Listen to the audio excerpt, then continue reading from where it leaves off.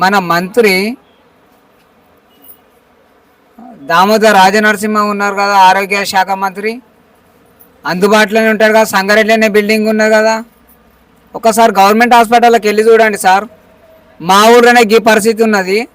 దాదాపు రోజుకు 200 మంది పేషెంట్లు 200 మంది పేషెంట్లు డంప్యాడ్ బ్యాడ్న వాడి దాని డంప్యాడ్ పాలన వాడి దోమ పురుగు లేచి పొద్దుగల సంది వీడియోలు పెడుతున్నా. డంప్యాడ్ ఒకసారి వచ్చి చూసిపోండి.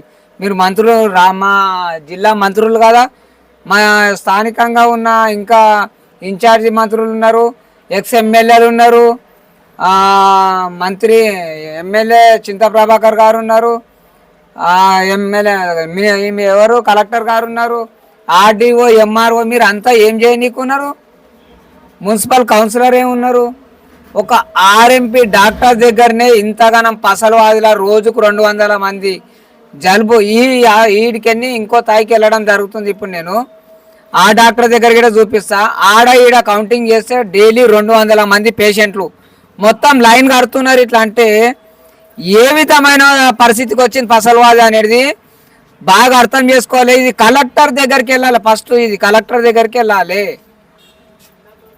ఈ పసలవాదులు వచ్చి లైవ్ ఇవ్వడానికి కానీ ఇంకేదన్నా పని చేయడానికి కానీ పెద్ద ఛానళ్ళకి ఎవరికి శాతం అయితే లేదు, దమ్ము లేదు వాళ్ళకు.